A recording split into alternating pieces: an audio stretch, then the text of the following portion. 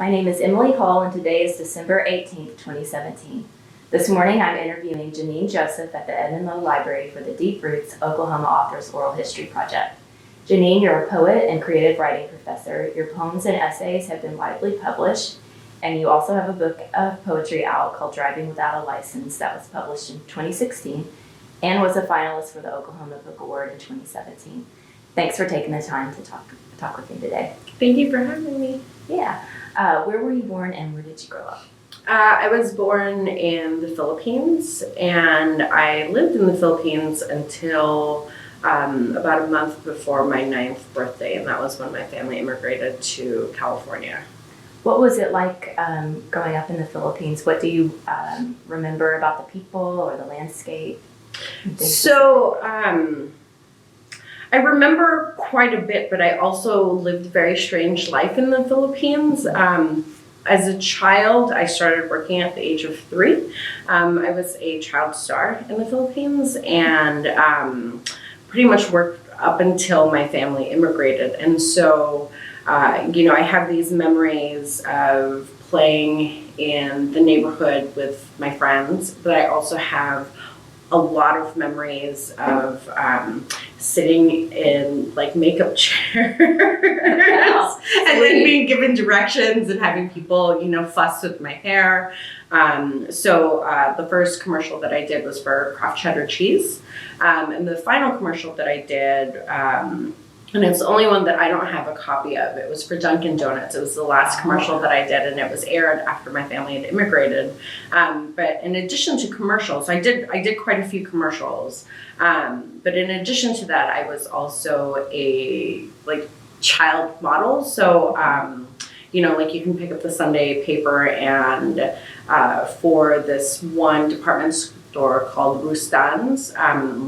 It's a big department store, probably like the Nordstrom of the Philippines. That it would be me in like the little dresses during the holidays. I also did fashion shows too. Wow. So then I would make friends and I would meet people through those fashion shows. But then I also had school, and I know that other people knew that I was in commercials, but.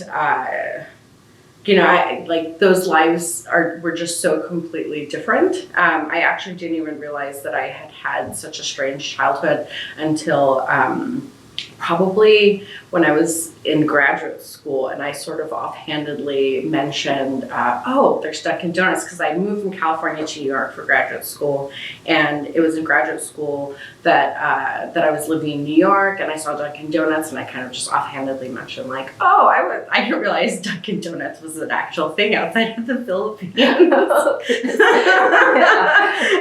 and kind of casually mentioned to a friend that I was in a Dunkin' Donuts commercial, and they stopped me and said, "Wait, what? Back up. Who are you?" You gotta write about that now. Yeah. So you immigrated to California first as a child, and where?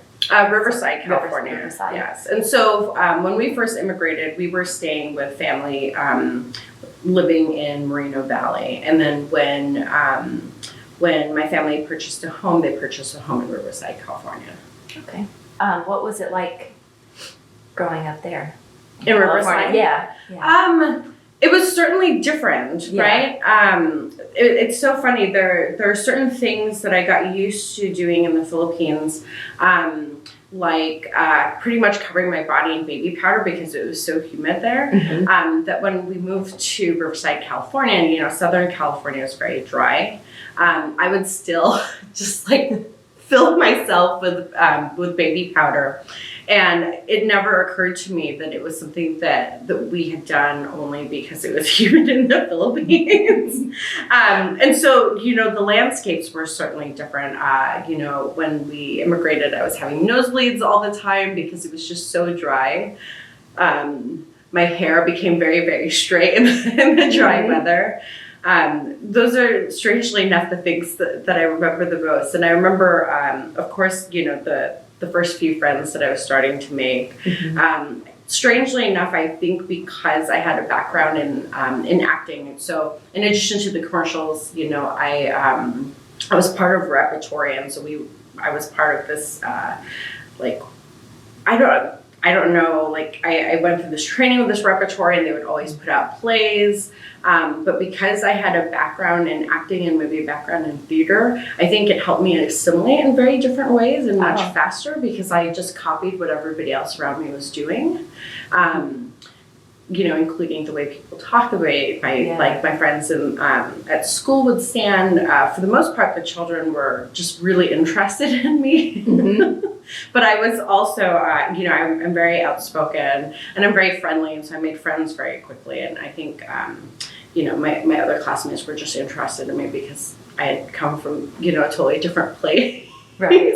It was very disorienting though for me, and I thought for a while that I had done something wrong and was being punished because the school system in the Philippines is very different than it is here in the U.S. So like I started going to school around 3 or 4.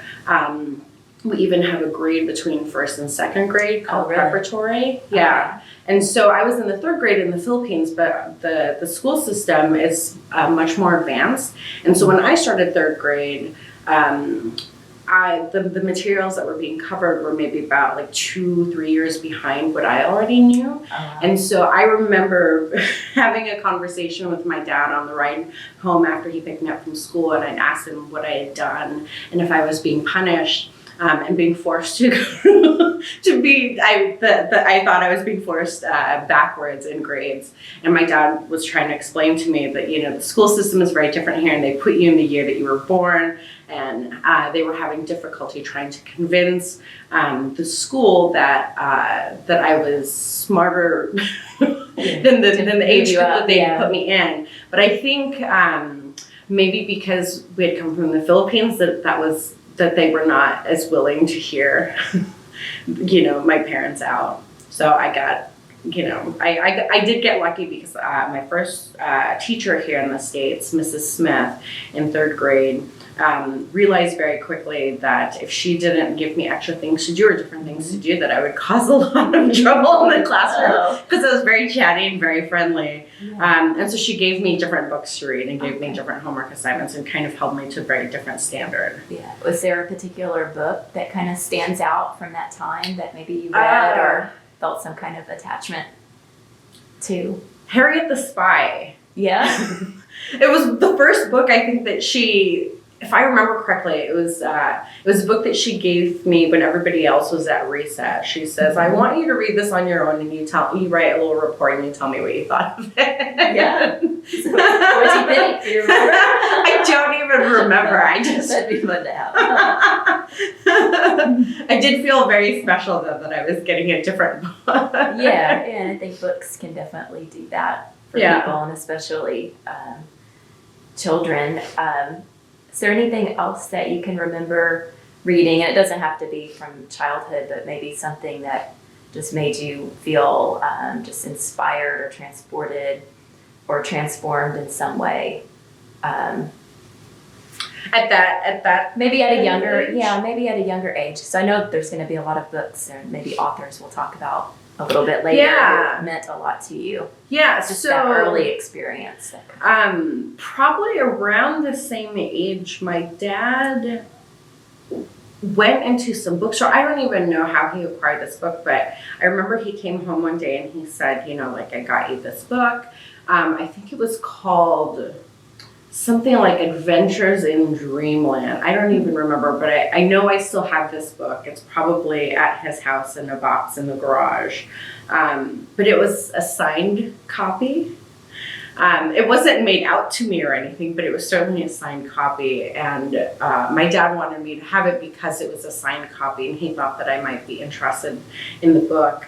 But I thought it was the most precious thing in the world at that age, just that I can open the page and see the author's signature. Mm-hmm. I thought that was really neat. Did you keep a diary? Yes. As a kid? Yes, absolutely. Yes, I still have them all. Do you? Yes. Oh, great. Yes. What sorts of things did you like to write about? Were you a list maker?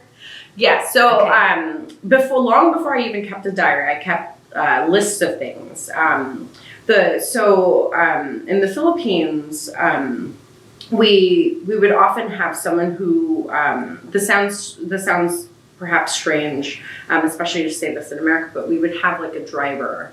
But it's not like my family was so super rich that we had this like chauffeur or anything. A lot of families have drivers and people who are capable of, I guess, like moving through those roads, because there's so much traffic in the Philippines. And on days when I wouldn't be picked up from school by the driver, I would take the bus home, and the bus route home, the bus driver would drop every person off at their house as opposed to a stop, right? And so sometimes I would come home really late at night because I would be the last person to be dropped off, and so I would keep myself plenty busy by writing these lists, and I would just write every single thing that I saw that day, and then slowly I would then after I noticed that I was writing the same kinds of things down, that I would say to myself, like, okay, I can't write anything that I've already written. So now I have to be a little bit more creative. So instead of like, car, now it becomes the red car. So those little details. I don't know what I had planned to do with any of those lists. I think I just was keeping myself very busy. And then I also kept a journal, and I would write things like, I went over to this person's house and I got an argument with their brother. It would just be like 2 or 3 sentences. I have several pages where I'm just celebrating the birthdays of my stuffed animals. Yeah. Well, that's important. They matter too. Yes. Somehow I knew when their birthdays were, and on that day would say, like gathered everybody around saying happy birthday, and then I would just write about it. Yeah. Did you publish or share any of your writing as a kid, like write stories and give it to friends or do anything like that? No, not until we immigrated to the States, and there were things like I think the Scholastic Awards. Like in elementary school, there's that time where they ask students to write like short stories or poems and then submit them to something. But before that, no. I think anything that I did was mostly just mini skits with friends. Did you always know that you wanted to be a writer, or as a kid did you want to do something else? Because I was always writing, it never occurred to me that was the thing that I would eventually want to keep doing. Again, because I was always writing. So I was always writing, and then I was always doing something else. And so writing has always been a part of my life, but I never thought it would be, like the center of my life by this age. I thought I would go to art school. I actually wanted to go to art school to be a painter.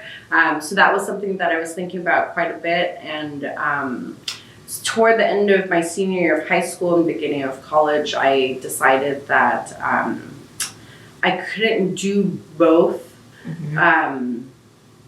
the way that I wanted to be like really good at one particular thing, because all the time, I'd have an idea and I'd say, okay, do I paint this or do I write about this? And then I would work really hard on one thing, and then I'd work hard on the other thing, and do this and do this and do this. And I found that my time was very divided. Yeah. I can see that. Okay. Let's talk about driving and its importance in California, because this is going to tie into to your book. So, who taught you to drive? Who taught me to drive? A few people taught me to drive. Of course, there was, the drivers who do the driver's education courses. My eldest brother at one point took me out on a drive, and I think I terrified him, and he then didn't take me on any more drives. Any good stories?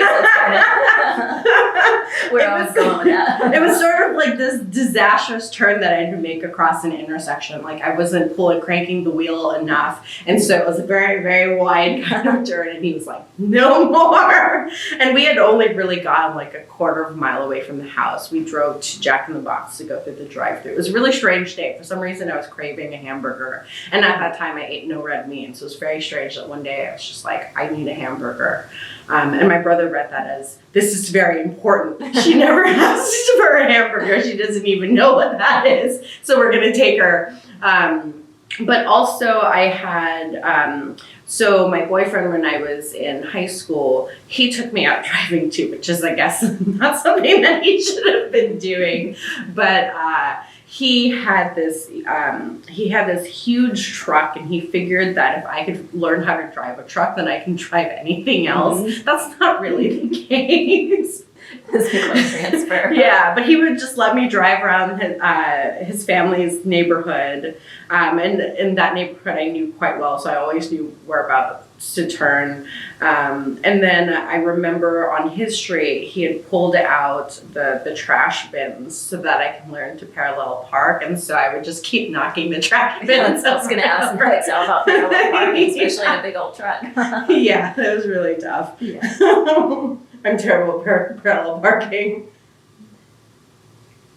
So you took driver's ed and took the test. How'd you do on the test, like the written part? Yeah, so the written part. Okay, so this is now where my story gets very complicated. Yeah. So I found out that I was undocumented during my senior year of high school, when I had received my federal student aid report back in the mail. To find out that because I was not documented, I was not a citizen of the United States, that I wouldn't receive funding for school. And so that was when everything was kind of confirmed. But before that, at the age of 16 in California, you can get your driver's license and you begin taking the test and studying for all that stuff at about 15 and a half. You know, mm-hmm. As soon as you're 15 and a half, you sign up for all of the things. And so I had done that. I went to driver's ed. I practiced the written portion of the test. They gave us pretty much every single question that we can expect on the exam, and they went through all of the different scenarios with us. And the second time I attempted the practice test. So the first time we did the practice test, they just handed it to us and said, you know, we'll see how much you know. Then they went over and went through the questions and answers. And then we broke for lunch, and we came back into the room, and then they gave us a test again. I'm very good at school, and I'm very good at memorizing things. And so when we sat back down after lunch, I got 100 on the test because I just kind of remembered mm-hmm. things or certain letters, or remembering at a certain point, like, oh, I remember as soon as I hit this number, it was like AAACB. Like, that's how I remember these answers. Yeah. And so I got 100 on that test, and I was pretty much, really excited to take driving, to do the driving stuff and to take the real test. But of course, my dad had said, like, our paperwork is still being processed, so I don't have the documents to give you. And in some ways, what he was saying was true. Our paperwork was being processed. But, I mean, for all I know, the paperwork, like the original paperwork that he first filed, is still being processed because we never heard back. Yeah. Despite my dad's many letters that he wrote asking what the status of our paperwork was. And so, I wasn't able to actually, take that test at that age. I wasn't able to apply legally for a license until I was about 23 years old. But by then, I was living in New York, so it was this strange thing that I was having to do in California when I was coming back. And I just went and took the test. I think I missed a few, but it was still enough to pass. Yeah, that's good. Yeah, and I was just thinking, in Southern California, right, driving mm-hmm. culture is just so... You can't get anywhere. You can't get anywhere. Of things. So to, I can only imagine how that kind of made you feel. Mm-hmm. How did it make you feel you knew that you knew how to drive, you knew the answers to the test, your mm-hmm. friends were driving. Yeah, it was. to deal with that. It was of course, it was very frustrating. Yeah. Of course, this is happening during high school, and you kind of expect that, with high school at a certain point comes the driver's license and comes, like junior and senior year where you feel like you have a little bit more freedom. I had friends who drove, and so, sometimes I would just hitch a ride with them. I rode the bus for a very long time. That was weird to be, junior or senior in the bus. Right? Yeah. So that was strange. But I was also like, I was very goth in high school. Mm-hmm. And so people, for the most part, just kind of left me alone. So I think there are certain things that I never really had to fully feel bad about because I was kind of already a person who just did their own thing. Right. Yeah. I could just say like down with the system or whatever. Right. I'm on the bus, guys. Yeah. So in high school, let's kind of stay there for a minute. So you were valedictorian, mm-hmm. right? Where did you want to go to college, and what happened with all of that? So college was really a strange, or that part in high school, thinking about college was very strange. So, I graduated a valedictorian. In the high school that I went to, we did have more than one valedictorian. Pretty much if you had above a 4.0, you were a valedictorian. And you're part of the valedictorians, like where you sit and how you move on the stage, all of that.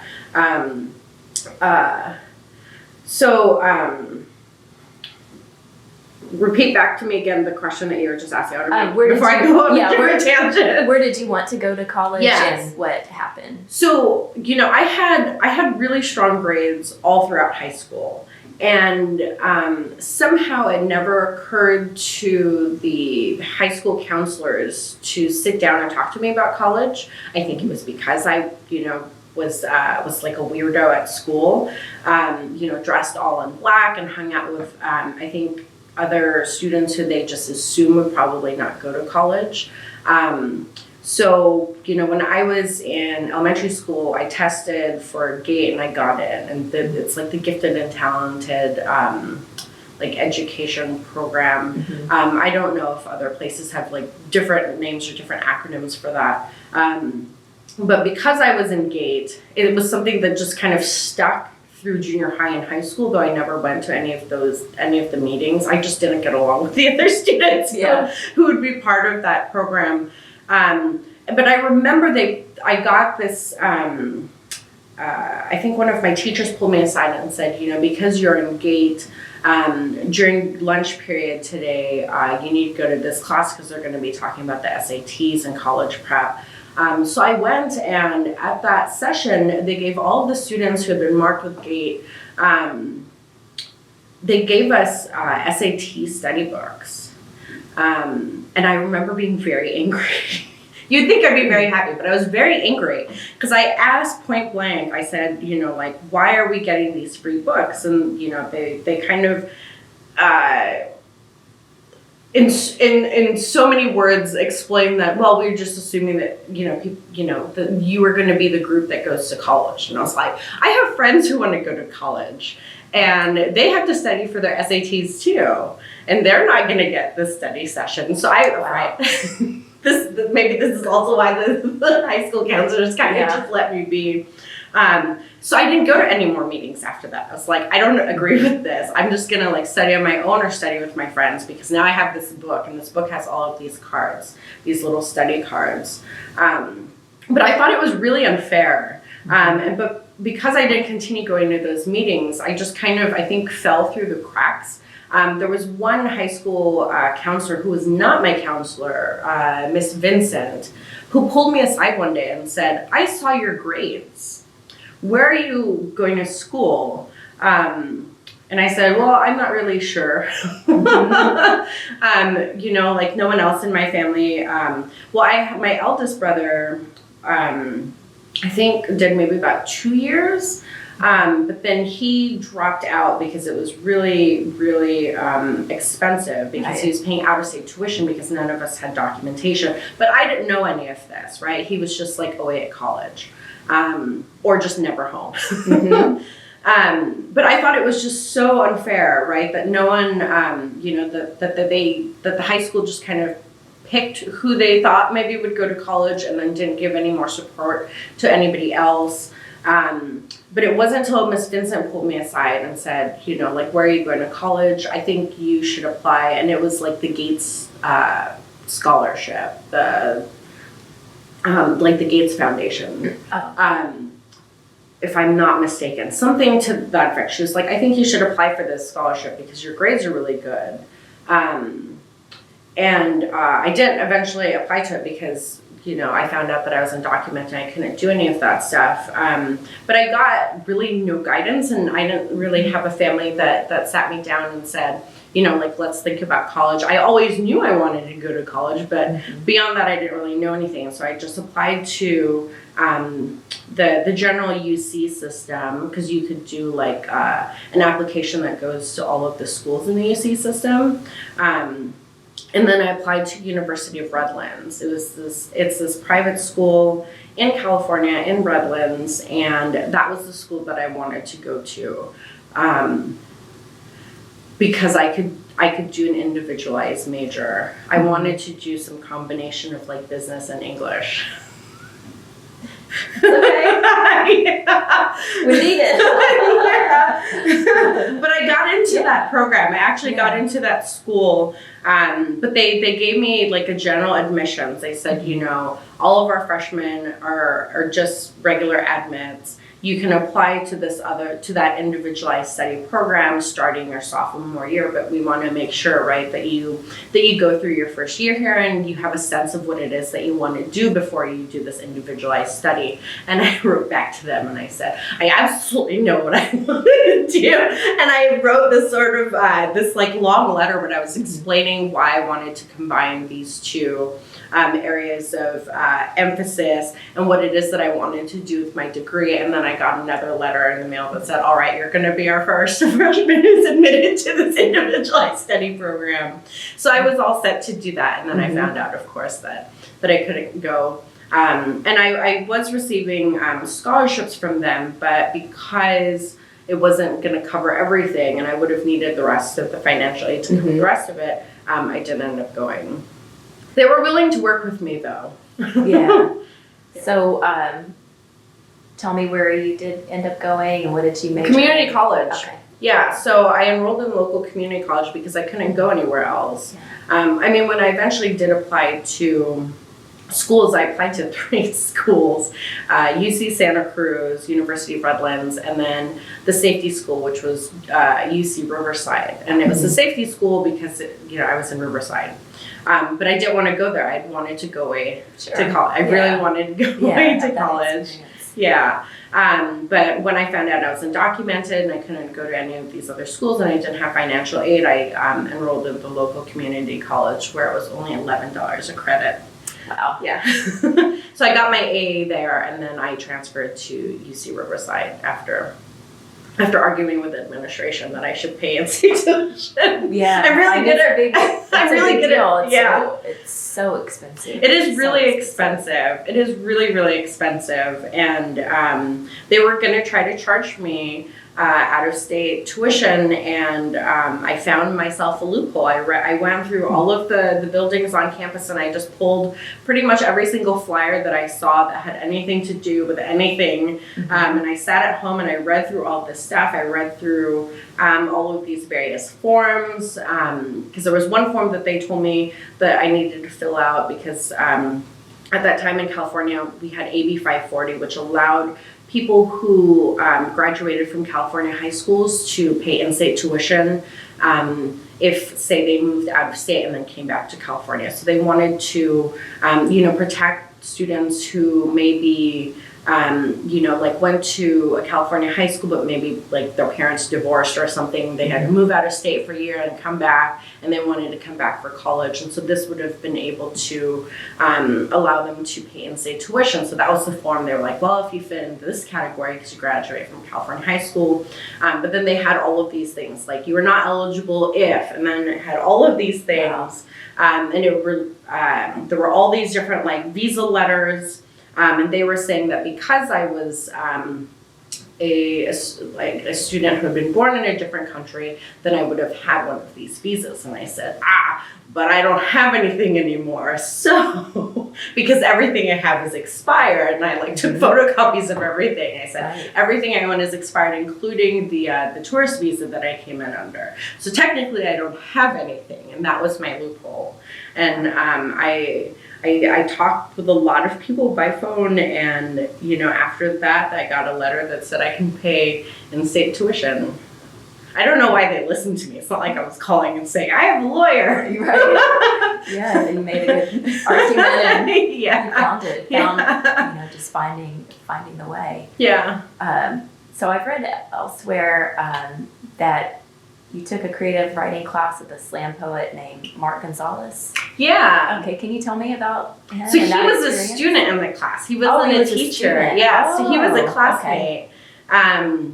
My intro to creative writing class at Riverside Community College. Riverside Community College is now Riverside City College. But he was a student in my creative writing class, and I first met him because another friend of mine, also someone who was studying creative writing when we were in college, invited me to go to see a slam, and that was the very first time I'd ever seen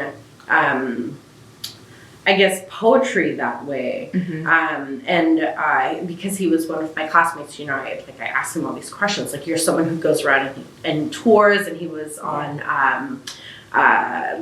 Deaf Poetry Jam, right? He was someone who was performing poetry everywhere. And he had talked about poetry being a political platform for him, and it never had occurred to me that a poem could handle politics in that way. I'd been writing poetry through junior high and high school very seriously, right? Lots of terrible poems that I wrote through high school. But there was something that really kind of shook me, when it came to writing, when I found out I was undocumented. Suddenly all of these, and I think I have probably over 400, 500 poems that I kept in a binder. Me and binders. But I just had all of these poems, and they were all, the typical, high school, I'm sad today because this person doesn't like me, or I'm having feelings, right? Every poem was having feelings, having very intense and profound feelings. And then when I found out I was undocumented, then suddenly I looked at writing in a very different way. I don't know, I just looked at all of these old poems I'd written and said to myself, how can I even write about that anymore? There's this big thing that has just happened in my life, and it feels silly to write about someone not liking me back. I was just I have bigger problems now. Right. And then, the summer between high school and college, I set out to write a novel because I thought I have this story that I want to tell. For some strange reason, I thought at that time, and of course this is very much based on my education up until that point, but I thought the only way to tell stories was through, a novel and through prose. Little did I know that what I needed to do was tell a story through poetry, and that was entirely possible. And so it was meeting Mark Gonzalez, who would talk openly about politics and write openly about politics in his poetry, and then ending up at a summer writing conference in Idlewild, California, where I met Natasha Trethaway and Cecilia Wollock, and they had talked about linked poems, or a book-length collection of poems where all of the poems are in conversation with one another. That to me was the alternative to this novel that I first set out to write. Now all of a sudden I had these two very excellent poets who were saying, it's entirely possible to have this whole structure and to have all of these poems working together to create some kind of arc, or to tell a much more full and textured and layered narrative. It was just 2003. It was a kind of a big year. So was that when you decided that you wanted to pursue poetry in a serious way? like with your studies and to eventually? Yeah, I would say, right around like 2002, 2003, like everything was starting to come together. Yeah. Where I suddenly went back to the thing that I'd been writing for all of those years. Yeah, so that was. But now it's very different. Yeah. Yeah, it's kind of would you say that was kind of the moment when you considered yourself a poet? Like this is. Maybe. Or is that a different question? Or maybe it was just kind of, maybe it's more organic than. Yeah. I don't know if I would have. I don't know. Maybe I always kind of thought that in some way that I was some kind of a writer. I don't know if I felt confident enough yet to say I'm a poet. Absolutely, I'm a poet. But I knew that I was very seriously working on something. Like one of the first iterations of driving without a license was this little tiny chapbook in a little folder called The Papers. Oh, Right, very literal.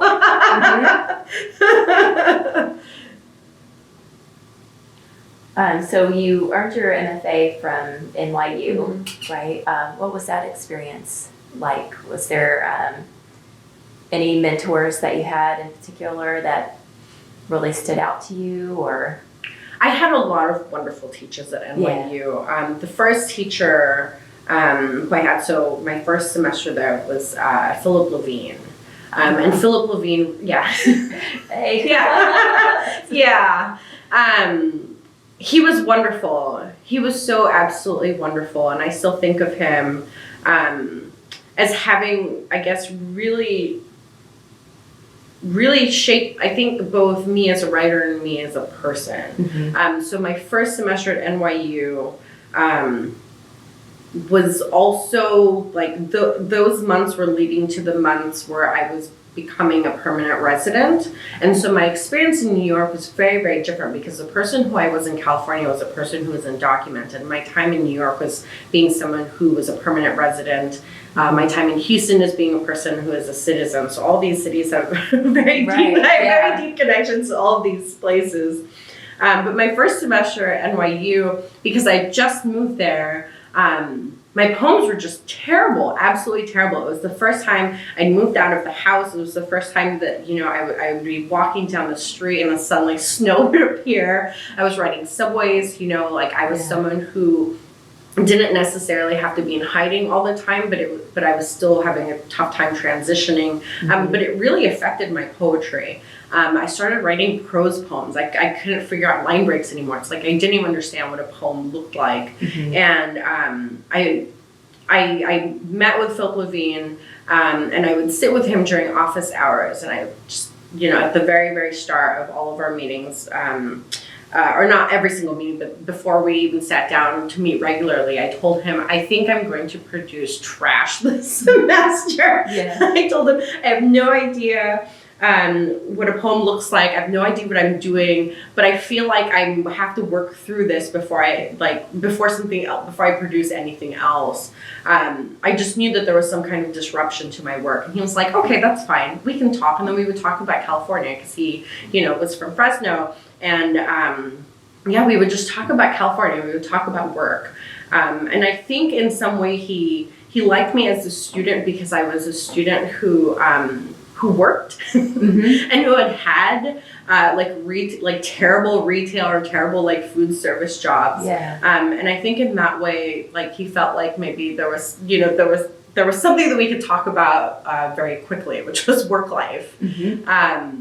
I just really produced nothing but just trash in his whole semester. But I learned a lot. And I learned to let go of a lot of things in poetry because he would very much, he would openly just tell you, throw this whole poem away. It's like, don't even bother trying to revise this. Just write something new. And I remember I had this one poem that I submitted to the workshop, and it was a poem about snow, right? How original. And in that poem about snow, I was trying to use all of these words for snow. It was such a terrible poem. And, the workshop had discussed it, and he had talked about, things that weren't working, and it pretty much told me to trash the entire poem. And then he pointed out to one line. I don't even remember what line it was anymore. He pointed out one line, he said it out loud, he says, that is a really strong line, like that is poetry. And then he said, because you wrote one beautiful line of poetry, I know you're gonna become a poet. He's like, because you can write this one line, you're gonna become a poet. And I was just like, what? What is this? Wow. Yes. I don't even remember what that line was. And it was clearly a terrible enough line that I didn't carry it over. But there was something quite nice to him saying, like, everything else is garbage. Mm-hmm. But see this? This is where everything is singing. So because you can write this, keep going. But I've learned a lot from him.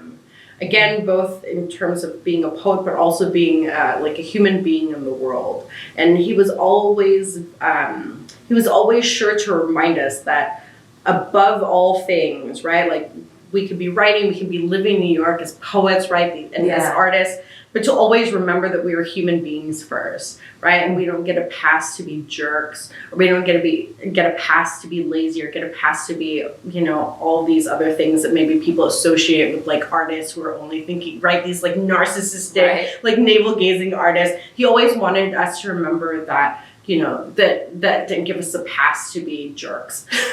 Yeah. And so all this time, so you started off writing a novel, which later became a collection of poems. So you're still so in between NYU and then you went to the University of Houston. So you're still kind of working through how you want to make everything kind of work together for what eventually became your book. Yes, and also because I was writing a lot of poems that were based in some way on actual lived experiences. There are certain poems that I couldn't really write until I'd crossed that threshold.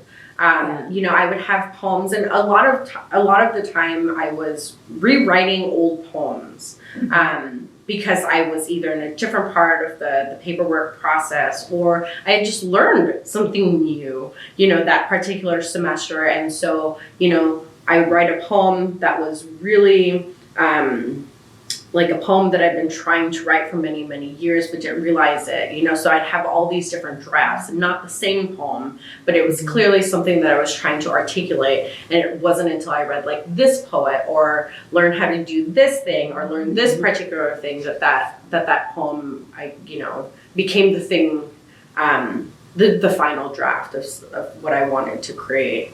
It took a long time, this book. Some of the early poems I have early poems where I'm dreaming of what life would be like if I were documented, right? And then those poems kind of disappear when I became documented.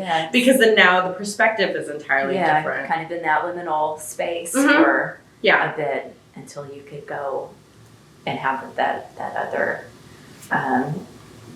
perspective. Yeah, I thought, I mean, there came a point where I had to say, I'm going to stop writing, or I'm not going to write about all these other things. It has to go in a different book, because I could have been writing, I could still be working on driving a license. Sure. Yeah. Work. And speaking of that, and I know you've been asked this in other interviews, but the cover of the book, it's just so beautiful and perfect, and I think it just captures all of this emotion. Can you tell me about? Doesn't it? It really does. It's such a perfect book cover. So Alice James Books, the press that the book came out, or the press that published the book, they very much like their authors to be a part of the production process, and so. I had this task when the book was picked up. They said, by this certain date, please send us like maybe 17 images that you're thinking of as a potential cover for the book. And then the advisory board will look them over and then see what we think, or we go back to the drawing board.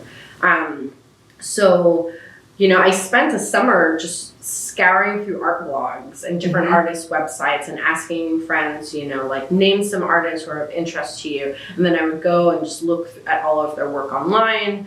And, pretty much every day I'd wake up open my computer and then start looking all over again. And I was just going through the archives of art blogs and art magazine blogs.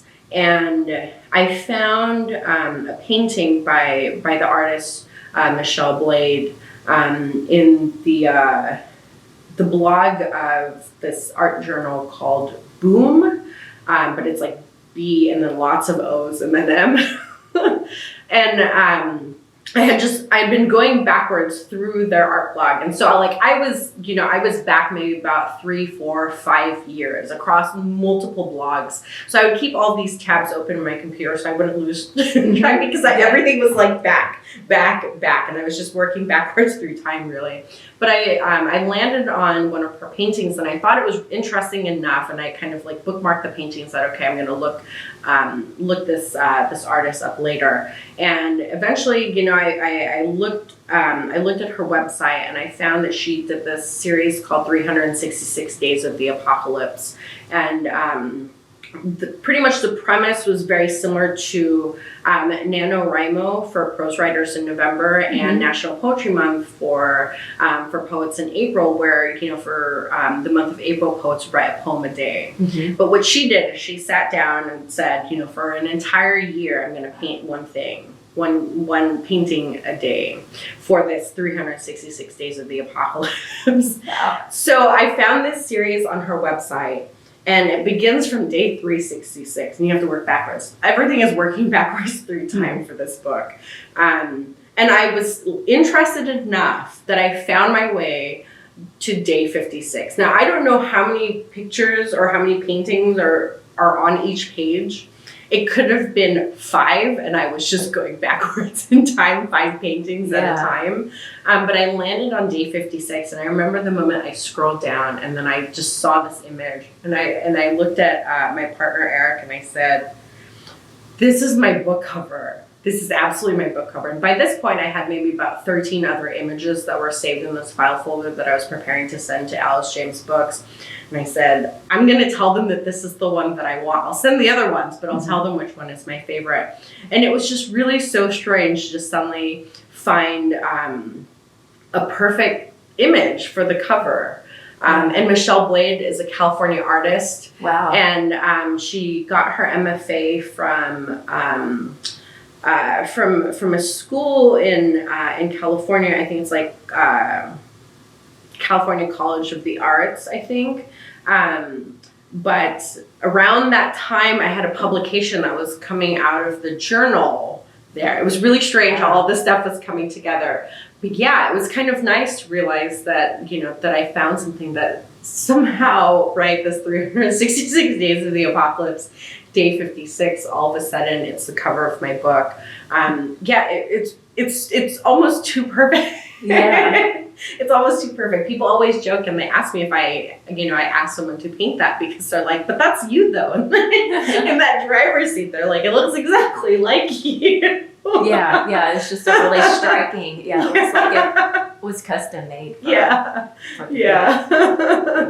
And luckily, she, so once I sent the images to the press, after some time, they met, they reviewed, and they said, we agreed, this is the one. And then they pretty much handled the, contacting the artist and getting rights to reproduce the image. They take care of all of that stuff. I think most presses do that so that, the writer and the artist don't mess something up. Because the last thing they need is, to want to secure this piece of artwork and then just be dealing with someone who sends multiple emails to the artist, and then the artist's like, I don't want to work with you. Yeah, it's complicated. Yeah. I wasn't even allowed to contact the artist until after the book had come out. Oh, really? Yeah. Oh, that'd be kind of hard with all of those connections and. Yes, yeah. I really wanted to, and all of the other work that she produces, really, really beautiful. And I became such a fan by the time the book came out. And then even when the book came out, the reason I eventually did contact her was because there was a piece on me and on the book in the LA Times, and because she's in California, it's like, I feel like I should email her and tell her, like, go pick up today's issue of the LA Times because your painting's in there. But she was very friendly. Good. Yeah. It's good that you had a chance to. Yeah. It's fun to meet the people behind that. Mm-hmm. So in your book, you include a quote from Samuel Beckett Mm-hmm. about home. Why that quote? I just loved it. I loved it. And it was a quote that I'd been carrying around probably since college, Mm-hmm. right? Because, college, that's when you learn about existentialism. Right. But it was a quote that I'd been carrying, and it was the only quote that seemed so fitting for the book. And it was something that really spoke to me. Both when I was putting the book together. So it was something, that spoke to me and hit me when I was in college, because of course that quote meant something so different to me. Right. Being in college and being undocumented and having this whole idea of there it is, right? This, everybody's telling me to go home, but everything I'm looking at says home and speaks home to me. But it's also very difficult to see, right? Somewhere there. Right. And so it was a quote that really spoke to me in college during that time, but because it stayed with me, even, after I became someone who was documented, and, by the time the book was picked up, I was already a citizen. Like it just felt so much like a quote that belonged with those poems as a starting place. Yeah. There was another quote I wanted to put in there, but it was like Beatles song lyrics, and those things would have cost so much. Maybe next time. Yeah. But that's a good one too. So you open with a poem called TNT. And Can you tell me about that and what TNT is? I'm not going to try. Yes. So the opening poem. So it's in the position of the proem, which is the poem that begins, that is before the actual sections of the book, and it's called Tago ng Tago, which is a term that is used in the Filipino American community or Filipino community to describe undocumented people in the Filipino community. And so it's a term that is specific to the experiences of Filipinos. And I loved that the acronym was TNT, right? Because it's very, very different. I mean, you see TNT and you read TNT in a very different way, and then you see this, then you see the stuff in Tagalog, and it, I love the dissonance of that, and I also love that, that all of these people, so Tago ng Tago roughly means always hiding, right? And I love thinking of this idea of people always hiding in this highly explosive acronym. I really, really love that, and it was not even a term that I was, that I grew up knowing. I just heard my aunts suddenly say something like, "Yeah, but they were gossiping. My family was gossiping, right? My dad and my aunts, right? My dad and his siblings were gossiping. They said, "Yeah, but he's a TNT," and they were talking about someone else. And I asked her, I said, "What's a TNT?" And she goes, "Tago ng Tago." She's like how you were, right? And I was like, "What was I? Tell me, what does this word mean?" And I thought, I'm going to write a poem about that, right? Why not? Yeah, I thought that was a really interesting way to open that. Let's see, next question is, you use initials a lot for characters or people you mention in your poems. And I'm thinking of your junkyarding through the Great Moreno Valley, or D and Snakes in the Grass. Why did you do that? So it wasn't until I started to put in initials and until I began thinking about people as characters in the collection that the poems really started coming together. I found that, and I'm sure my peers and my teachers also found that my poems almost never gave access, and it was because I was trying to keep things a secret, right? It's really hard to write about something that when you're writing about it, I can get in trouble. Right. Right? Yeah. Because everything, right, it feels like you're disclosing things where even in things that you put like behind a veil, in some way still, I guess, becomes like this like written document that I don't know. I had all this pressure, and I felt like everything I wrote was going to get me in trouble.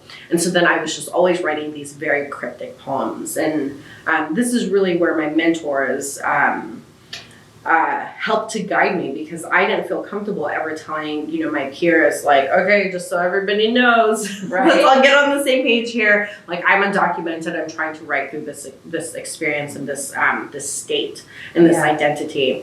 And it was really with my mentors that I sat down and said, like, okay, all these people have questions about these things, so like, let me just tell you this information, and then you can kind of like help guide me on how to like write about this thing that I can't quite write about, but I really want to write about.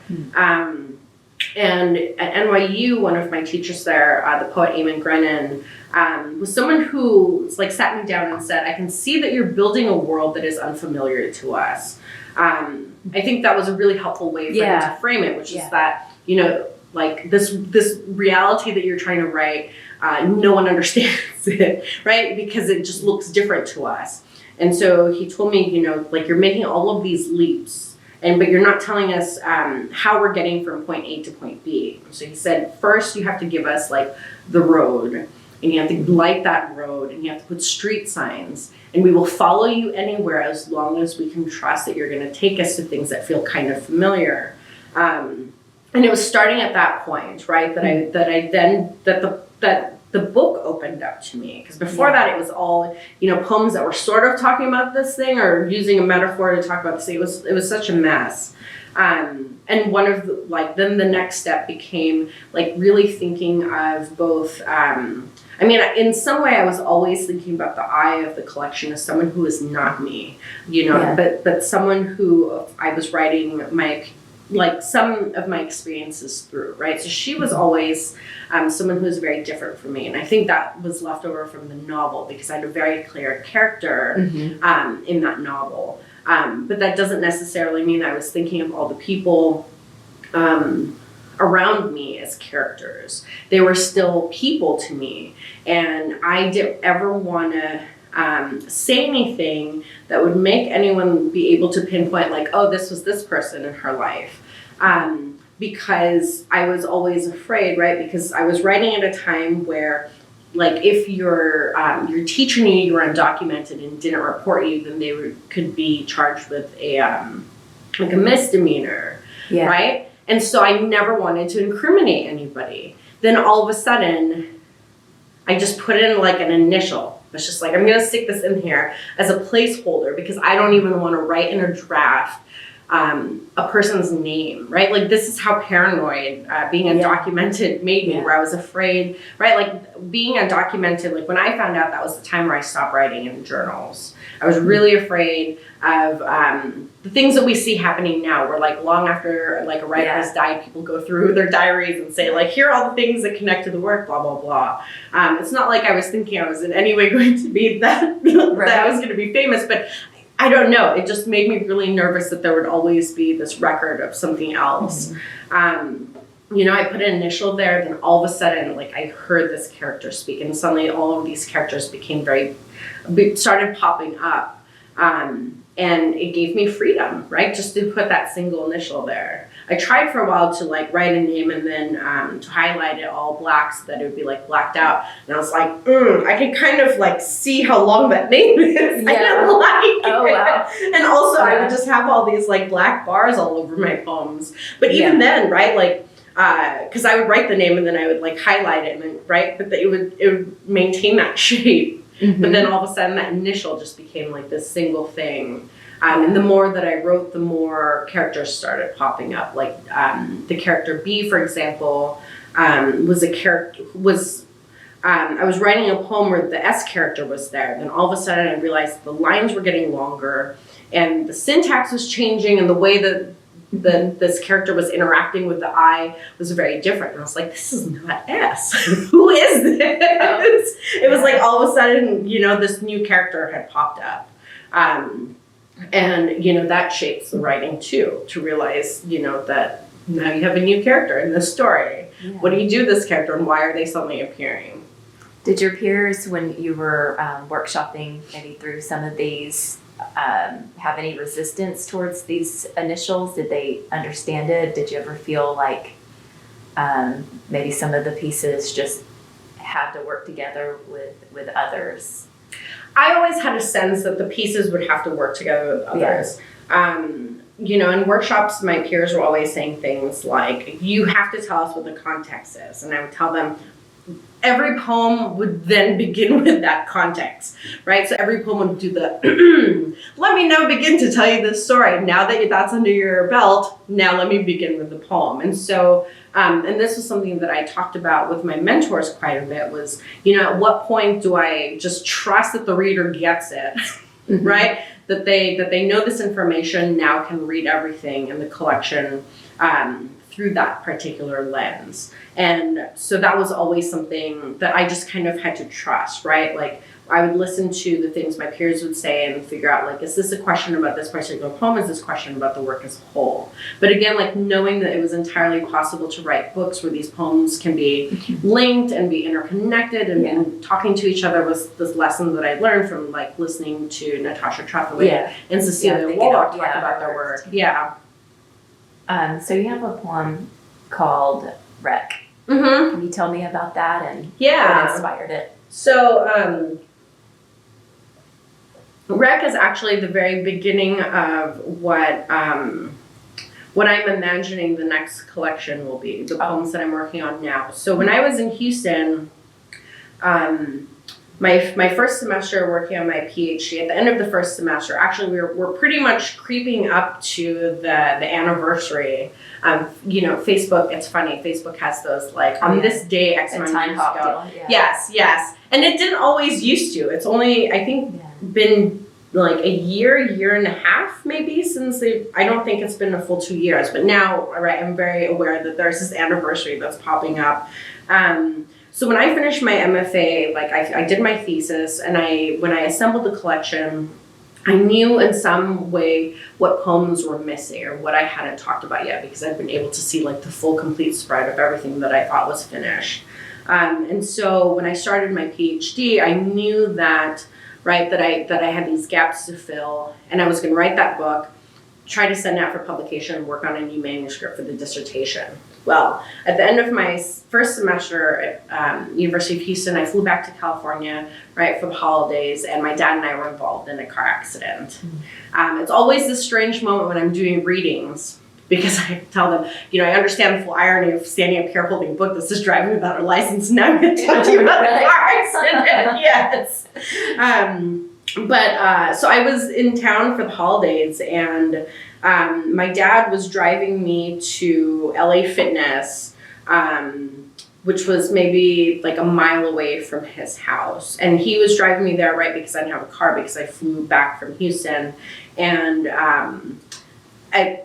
we got rear-ended at a stoplight by a car that was going anywhere from 50 to 70 miles an hour. And that's what the police report says based on the resulting damage, because the car was completely totaled. I think because my dad had a Subaru, that was why we survived. What they say in the commercials is absolutely true, because the car was so completely totaled. Like I was in the passenger seat and my door didn't even open. Like the driver's side door was the only one that opened. But pretty much my dad, was stopping right at a stoplight. And that was when another car, the car from behind, just hit us and plowed us through the intersection. And supposedly the driver was texting, but this is, and January 1st was when California had decided no texting while driving. So this was right before. Oh, wow. Yeah. I lost quite a bit of my memory because I had a really bad concussion. I didn't hit my head on anything, but you know, the seatbelt caught me, and it was just enough to shake my brain quite a bit. Yeah. And I was on a loop for several days where I would ask, you know, have I been in an accident? And, you know, like, where am I? Have I been in an accident? Have I been in an accident over and over again? And, you know, it really affected both my abilities, like, as a PhD student, but also it affected my life as a writer because, you know, so this was back in 2008. And, you know, we're starting to hear about concussion studies now because they're able to, like, you know, perform autopsies on, like, brains of, like, football players. And they really didn't know very much, even in 2008. And no one could explain why I was forgetting things. So the spring semester was especially rough for me because there would be moments where I'd be sitting in class and I would always go to sleep too. I would always fall asleep, and I didn't know if it was because of the concussion or because I was on all these like various like meds, like pain meds. But you know, I could be sitting in class and all of a sudden I don't hear anything, and my hearing just completely goes. And I had like really bad vertigo. But yeah, I would be sitting in class and all of a sudden everything would become really muffled and then I wouldn't hear anything. But I can tell that people were talking. And I never knew what was going on, and I was forgetting. And, you know, like being a PhD student, you know, in literature and creative writing, where you're reading books with all of your peers and you have to suddenly now write a character list, right? Just to keep track of characters. Like I had to write like chapter by chapter summaries. But that was not anything I learned to do until I started to, like I sought out a counselor to like figure out like how to live after like a traumatic brain injury. And so we had to go back to basics all over again. But it really changed my writing. And one of the very first poems that I wrote was Wreck. And I actually have an essay that's going to be coming out in March about recovering from this accident, and Wreck being one of the first poems that I wrote. It's written in a form called a hustle, and it was a form that I learned when I was at NYU, and so I tried it one other time before. But then suddenly it came back to me for this particular poem, and I think it gave me a way back into poetry because, you know, with hustle, you can essentially write a couplet at a time, right? Because the stanzas should all be able to be like be independent of each other, and you're not trying to build any kind of narrative. And so I could have the attention span of one couplet, right, and finish that, and then go back into my fog of not knowing what was going on, and then kind of come back and write another couplet, or write a couplet, sleep for 4 hours because I was recovering so much, and then write another couplet. I don't think I would have felt confident writing poems ever again if I hadn't had that poem. And it was one that it was really strange because even though I was doing a couplet at a time, I still had trouble like seeing how all the couplets were working together, how the poem was working together, or even remembering what I was thinking when I was working on those couplets. Yeah, but you know, it was a poem that was really well received, and it got published in Hayden's Fairy Review, and then later got anthologized in Best New Poets for 2000. I don't even remember what year it was. Maybe it was 2009. I'm not sure. But you know, it felt great to have that poem suddenly get anthologized, and like it just felt really good, and it made me feel like I could, you know, finish this book because I pretty much lost the book after that accident. I didn't understand what it was that I did, what I wrote about, what those poems were about. I couldn't remember enough of like one poem to understand then the next poem and how all of my poems were working together. And so I thought for a time that I'd lost driving without a license. And it took a long time to get back to it, which is why it ended up being the book that was my dissertation, because it actually took that long to both recuperate, remember what it was that I was doing, and then realize that that the way I wrote poetry changed so much that that it was actually affecting the poems in the book because, right, like I was a very different type of poet now. The poems were coming out very differently. And also there were things I just didn't remember. And now I had to fill in the gaps. Yeah, so many transformations really throughout your life. Yeah. Presented in this, Yeah. in this book. Which kind of leads me to my next question. And we've talked about this a little bit, but just looking back now, is there anything you understand better about your experiences with being undocumented since publishing your book? I think there are a number of ways that I can answer this question. And I'll answer it. I'll answer it in this one way, and then Okay, yeah. So I foolishly was always afraid that by the time my book would be picked up, or by the time I finished my book, and that I would be publishing it, that the subject would be like a thing of the past. You're wrong. I know. Oh my goodness. I know. It's more relevant than ever. I know. And people ask me all Yeah. the time, like, what does it feel like to have this be so relevant? And I said, well, it's actually an awful feeling because, you know, like I've been working on this. Wish it wouldn't be. Yeah. Yes. But I'd always worried, right, that like, that I would write this book and the experience would have been something of the past, right? But I think that also speaks to the time when I was finishing this book and who was president and what years we were in.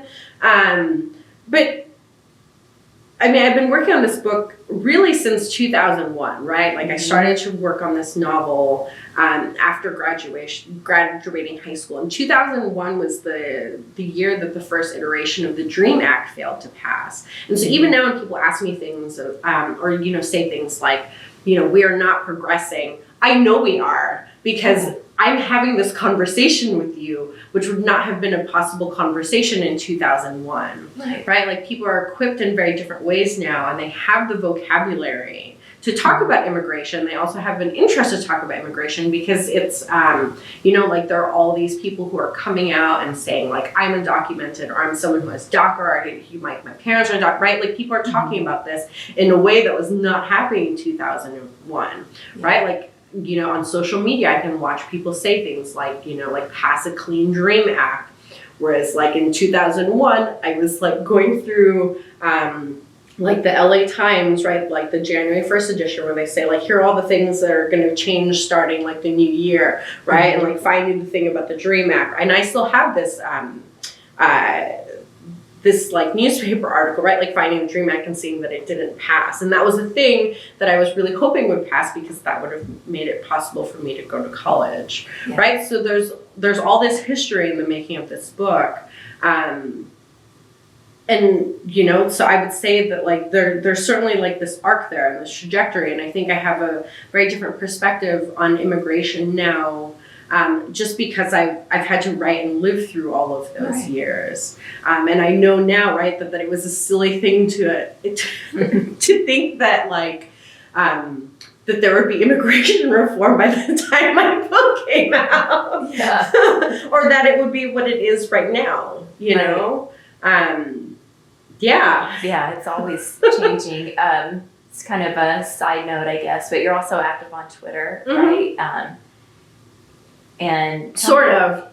Or I guess I'm thinking about that hashtag UndocuPoets. Oh yeah. What is that? So I'm part of a group called UndocuPoets, and I'm like the second generation of UndocuPoets. So UndocuPoets started out with the poets Javier Zamora, whose book just came out, called Unaccompanied. Marcelo Hernandez Castillo and Christopher Soto, and the three of them put together this campaign. So, and again, this speaks to, I think my experiences as a graduate student have been very different if I had known them, or if I had been in a year where people were talking about being undocumented or talking about family members who are undocumented or who in some way were affected by people in their lives, whether it's them or their family or friends being undocumented, right? Totally different time. They were all at NYU together.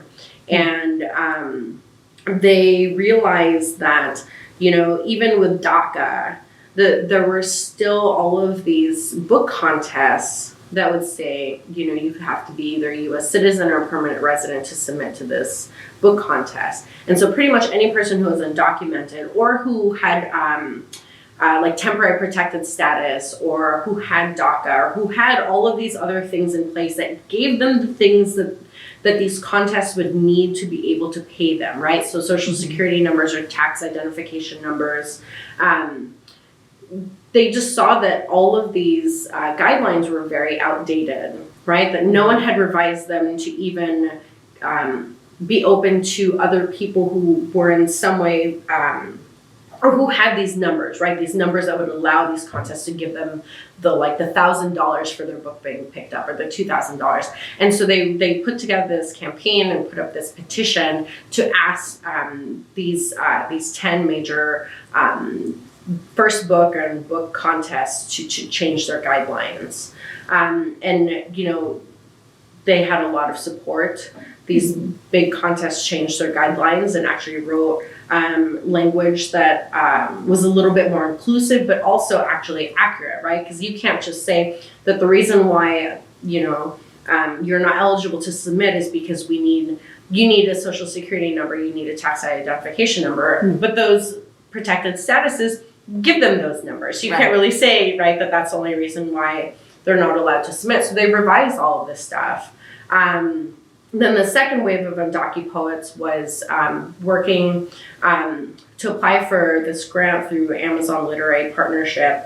And now we got that grant and we're able to every year host this fellowship where either currently undocumented or documented or people who were previously undocumented can apply. And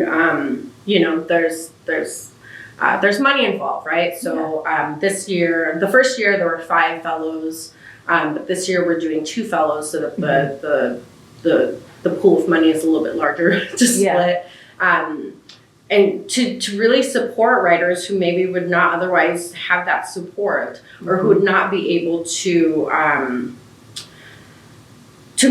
apply to different things that would provide funding so that they can either send their book out to first book prizes, because a lot of those book contests, it's like $25, $30 like a pop just to even submit your book for consideration. Some journals charge submission fees. Some of these poets may want to go to graduate school and have application fees, right? So it's like a no strings attached, but it's a fellowship through the Undocupoets. And so when Christopher Soto was leaving Undocupoets to focus on their own work, I was asked to join. And so now it is Marcelo Hernandez Castillo, me, and Javier stepped out because his book just came out, so he's doing all this touring. And so Esther Lynn now resumed his duties, and she was actually one of the inaugural fellows. Okay, great. So in addition to being a poet, you're also a librettist. Did I get that right? Probably not. Yeah. Okay. For the Houston Opera, how did you get into that? It's such a wild story. So when I was working on my PhD in Houston, I guess at some point, Houston Grand Opera has this community-centric branch called HGO Co. And they put together, composers and librettists, and a lot of the productions are not like Madame Butterfly, right? Mm-hmm. It's like things that are specific to Houston and to the communities of Houston.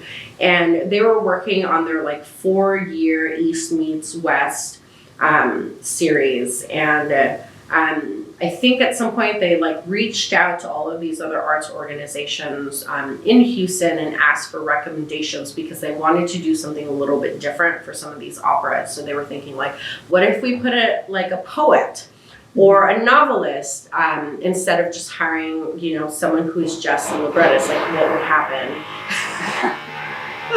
Okay.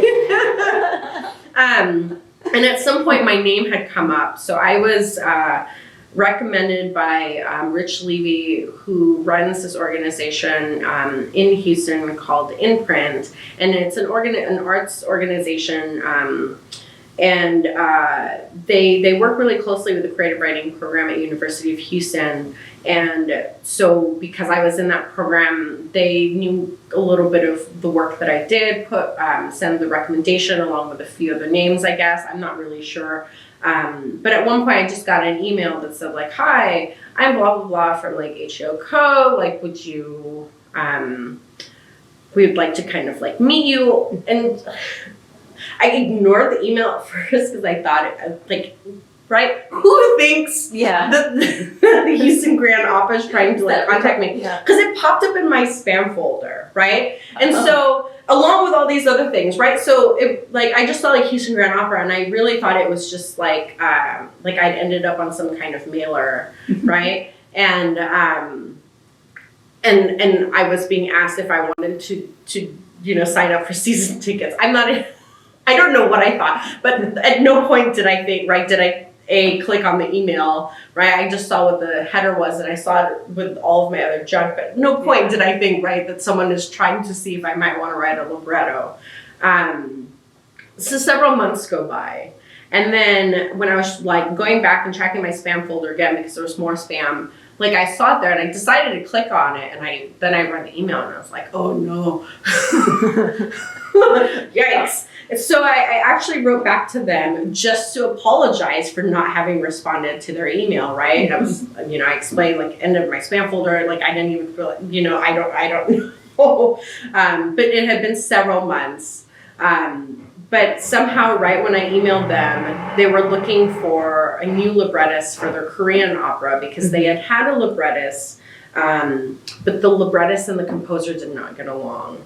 And in the world of opera, the important person is the composer, right? Because they're the ones who take that language and assemble the music, right? And they write all of that music, they assemble all of the different musicians, right? Like, and it was the composer who was there at the start of that project. And the composer and the librettist did not get along, and so they were hoping to find a new librettist. So I actually emailed them at this perfect moment, and they asked me for a writing sample. They said, if you have any short stories that you want to send us, or anything that seems like character-driven, or dialogue-driven, or voice-driven, and I emailed back and I said, well, I'm a poet, because I think the person that they were working with before was a fiction writer. So I said, I'm a poet, but I do write fairly narrative poems, at least the pieces that I'm working on now. And I have different characters, and they're very voice-driven, so I'm just sending you like a packet of what it is I'm doing. And then they set up an appointment to meet with me, and I met with them, and they conducted this interview. And then they flew me out to New York to see how the composer and I would work. Wow. Together. Yeah, so I was in New York for a weekend, and that was when the composer and I like sat down and we talked through like the arc of the libretto, and nailed down some of the characters, and then I had to begin working because I was still subject to the original timeline that they had set up, which meant that their librettist had several months to work on the libretto. But then the point at which I came in, I had to finish the libretto in 2 weeks. But I just finished like my comprehensive exams, right? Like all that stuff was done. I didn't even want to write another poem because my brain was so fried from exams. Yeah. So it was this really like nice space to be creative and not be writing anything for my book. Right. Yeah. And I just holed up in my apartment and just started writing. I was reading all of their past like librettos. I was thinking back to the song structures from songs that I enjoyed, both from operas and musicals. My mom loved the opera, and she loved like musicals, and so I had that kind of background, of course, with theater. Right. Yeah, it kind of ties in. Yeah, so I like went through and started thinking about like all of these like old songs that my mom would be singing around the house, and that I really enjoyed, trying to figure out like, okay, how did those songs work? And I kind of approached the libretto as like a poetic form, right? Like here are my constraints. Now I can be creative in those constraints. Yeah. Cool. So you've lived California, New York, Texas, Utah, and then Utah. here. Yeah. Okay. And your job brought you to Oklahoma. Mhm. Yes. Yeah. What's it been like living in Oklahoma? How would you describe it? How does it compare to the other states? So, Oklahoma is a really, really interesting place to me. So when I came out here to do my campus interview, I was actually really surprised to see how lush it was. Yeah. Right? That there were trees around, because I don't know. I had a very grapes of I was wrath. about to say Dust Bowl. Yes. Yeah. And I was like, wait a minute, what is this place? This is nothing what I thought, right? But it was also very much, right, the kind of thinking that people who don't, right, who do the flyover stuff, right, have the Midwest. And I think I was lucky in that I lived right in Texas, and then I lived in Utah, because even New York, I think all places, right, everybody has some kind of idea of what they expect or who the people are there. Like before I moved to Houston, everybody was like, are you sure you don't move to Texas? Are you going to get cowboy boots? Are you going to bring your horse? Like, why are you buying a car? Like, you're going to need a horse there. And then I moved to this like metropolitan area, right? Everywhere I've lived, people have ideas of people who live there. And so by the time, I was reaching Oklahoma, I was like, okay, so this is not a Dust Bowl. So that's out. Like, what am I dealing with here? And I was actually really excited when I came here for my campus interview, because I was living in Utah, where, where I was living, Ogden is built right up against the Wasatch Mountain Range. And so there was always a part of the sky that I never saw. And the way that my house was situated, I never saw the sunset. I could always tell that the sun was setting, because there would be the like alpenglow on the mountains. But I could never see the sunset. And, growing up in California and growing up in the Philippines, right, like I knew the sunset. Right. And so I was really excited to be able to see the sky. Here and like turn around, do the full 360, and have nothing obstructing my view of the sky. And it was a really windy day too. And I can't remember who it was I was talking to, but I was like, I can see the sky. I wondered if they had thought I was strange in this interview, and being like, look at the sky. But there were no mountains blocking it. Right. So that was really exciting. I was also very drawn to the red dirt here, right? Like all of these things that I just didn't know about Oklahoma just suddenly just really stood out to me and really stuck with me. I was also excited to move to Oklahoma because, I've not really written about New York, and I've not really written about Houston. I wrote all of my poems about California when I was living in New York. Like, New York gave me the space to see California clearly, and more clearly than I was able to when I was in California. And so I like the idea of being removed again from another place, especially starting a brand new writing project and thinking about like, okay, like what space does Oklahoma give me to write about these other places where, where I became like a citizen, for example, and to be out of that particular space and to have that kind of physical distance. It's been pretty exciting. The first year that I was living here, I was, so I'm living in a new place now, but the first place that I lived, there wasn't really much like in the backyard except for tons of trees. So we had a fenced-in backyard, but behind or like beyond the fence, it was just like tons of trees, and there was like an owl that lived in those trees, and there were all these birds.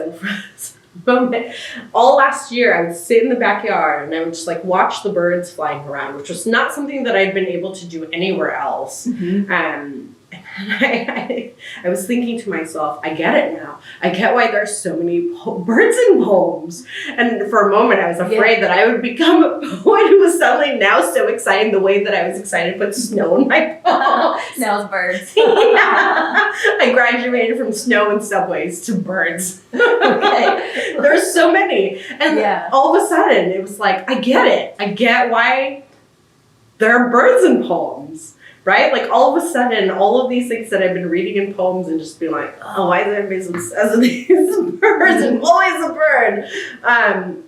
Was just, I don't know, like poetry opened up to me in a very new way.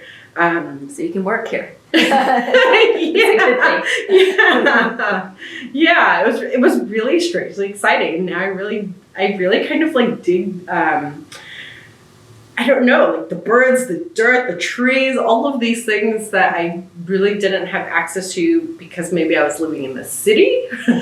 Yeah. You know, I've only lived in like major cities, save for Ogden. Like Ogden was my first like splash into a place that was not a major city.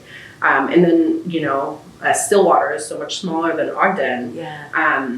I've just reached this whole different like You can go out to the Panhandle or down Southeast. Yeah, it's all definitely different.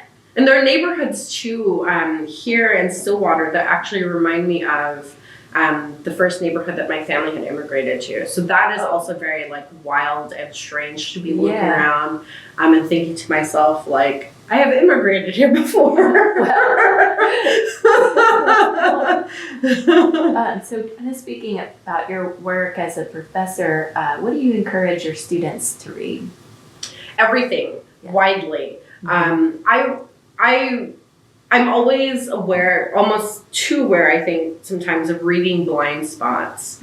And so I'm always encouraging my students to read well outside of their comfort zones. And I also make it clear to them, you know, that sometimes when I'm bringing in writers, it's not because they're my favorite, but I think there's something really interesting happening in the work, right? And I think that, you know, so much of our education as writers is developing some kind of aesthetic, right? And thinking about who your own literary influences might be. When I started my doctoral studies, one of the professors at University of Houston, Dr. Zabrowski, had talked about, like he did this guest lecture in my Intro to Doctoral Studies class, and he had talked about how, you know, we can pick our family when it comes to literature in a way that we can't, like our actual like blood relatives, right? Like he says, you know, you can decide who sits at the head of the table, like how the table's even going to be shaped and who's going to be sitting there with you. And I thought that that was such a really interesting way of thinking about literary influences and literary heritage, especially because, you know, I'm not someone who's from this country, right? And so when I think back, I'm like, you know, like who's my lineage? I certainly have gaps, you know. It wasn't really until I was studying for my exams in graduate school. So one of my areas was post-colonial literature, and within that we had to find like little like sub areas, and one of them my self-design was American Empire, and I was looking at like American imperialism, American I guess like colonization of the Philippines, and like thinking about that kind of stuff. And so it really wasn't until my exams and studying for my exams that I started to read a lot of Filipino authors, right? All of these writers whose books you can certainly read and who have books in English, but I had never ever been taught, right? Because I'd been taught the Western canon, right? And so like it was such a shock to me, right? That there were all these writers who I'd never been introduced to, that no one, right, had said like, maybe you should read like Carlos Bulasan, right? Like this is part of your like tradition. And he's part of like the writers and the people who came right before you. But instead I was being taught, right, like, no, Whitman. Right? And I love Whitman, right? But you have a very different sense of who the people who sit at your table are if you're only taught what people already kind of know. And I found for a long time that I was actually even reading into the wrong areas. My doctoral studies really shaped me. Like I had another teacher who pulled me aside and said, what are you doing in early American lit? And I said, well, I'm interested in the formation of the American identity. And so like, where else to go but early American Lit? And I had this professor who's like, no, you need to be in post-colonial literature. Yeah. All of the ideas that you have in all of your papers and all the things you're interested in is not in early American Lit. Like, you need to start taking post-colonial lit classes now, because that's where you will find all of these different writers and theorists who will in some ways speak to the work that you were interested in doing and the writing that you're interested in doing. And I was thinking to myself, how is it possible that I've studied literature this long and I've been studying creative writing this long, and at no point did anyone say, I don't know that you're in that you're reading the right books. Yeah. Right? And so they had pointed me in an entirely different direction. And so sometimes, when I'm assigning reading to my students, I'm thinking about like, okay, who are the people who I know? And then what else is coming out? Or like, who else have I not included? Or why am I going to bring in the same poem that you've been studying in all of these different, or you're likely also to study in these different classes.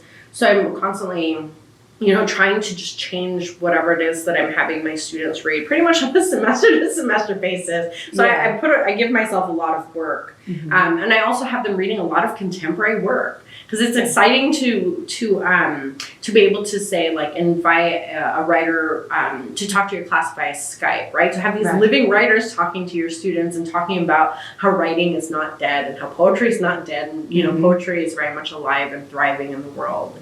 And it's also nice for them to see, right, that there are all these passionate writers who, again, are like living and breathing right now in this current moment, and who are writing about things in this current moment. And I think that can energize students. Sure. Yeah. So speaking of all the work you do, what's your writing routine like? What's a good day for you, or when do you feel productive, and how do you get I don't have a work writing done? routine. You don't? I don't. At least not right now, because this book is very different. I'm not someone who really begins writing until I can, until I have either a phrase or a full line completely intact, that I completely hear it. I write quite a bit with my ear, and I'm always listening to the rhythm or the music of a line. And so until I hear something intact, I don't know what the rest of the poem might sound like. And I don't know what like the mood or the tone of the poem is. And so I never sit down and say like, okay, now I'm going to carve out this time and I'm going to write this thing. Usually I'll be walking around, and then something will click. And then that's when I'm like, okay, now this is where like the poem begins. But I'm not someone who writes every day, or at least not like sitting down and saying I'm going to write like a poem. I read a lot. I'm still in this phase because I'm working on a new book where I'm slowly starting to taper off the reading that I'm doing, so that now I can kind of focus on writing.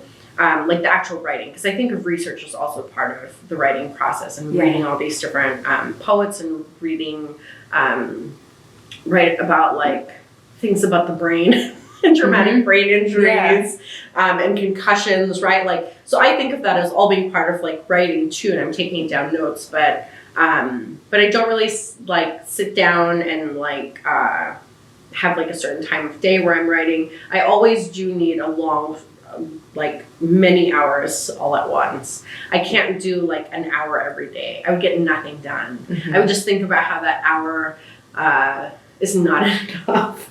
Right. I'm a marathon writer. I will sit down, say like, if I decide like, okay, today's the day I'm going to work on this, and I'm going to push everything out of my schedule. I'm going to clear up my schedule so that I have this time to write, and I'll get up.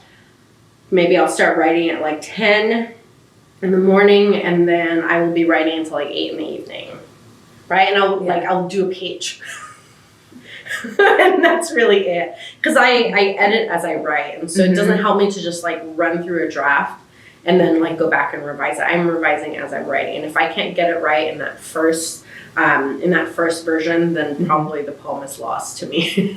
Yeah, everyone handles it differently. It's kind of interesting to see how different writers answered that I question. take a lot of notes. Yeah, lots of So I have a notes. lot of just like random one-liners, right? That maybe don't really go anywhere, or I'll write down like an image. But I don't yet have a routine yet for this book. Because Driving Without a License, there's a huge chunk of poems where there was a very set routine. But there was a routine that was set because I wanted a certain urgency to all of those poems. So like I would wake up at 4 a.m. and I would just start writing. Yeah. But I wouldn't write anything. I would not allow myself to commit anything to paper that whole entire week. So I would just be waiting until this like 4 o'clock on like a Monday morning. But that practice came out of like talking with one of my professors and him talking about political prisoners who, were not allowed any like writing utensil unless it was to confess something, right? And so I was thinking about that and thinking about like what that would mean to only be allowed to commit something to paper if suddenly you had to confess something, right? If you had to incriminate yourself somehow. And that somehow, I mean, not to say that in any way I was a political prisoner, but there was this idea of like what it meant to commit something to paper that would incriminate you, right? Which for me spoke to, what I was dealing with being in this like undocumented position. And so, for either a year or a semester, I can't even tell anymore. I would only allow myself to write when it felt like this moment of like, here's the pen and paper, and this is only your moment to write. What are you going to produce? And I knew I wanted those 4 a.m. like really urgent poems to come out within that space, because I wanted to apply pressure to the speaker of the poems to see what would happen. And with this being a new book, there might be a routine that develops depending on where I am in the book. But right now it's mostly like still finding my way around and still trying to understand like the syntactical variations in this particular voice, because this book just looks so different from Driving Without a License. Cool. Is there anything else you'd like to talk about? I don't think so. We covered a lot. Well, thank you so much for your time. Thank you. I really appreciate it. Thank you.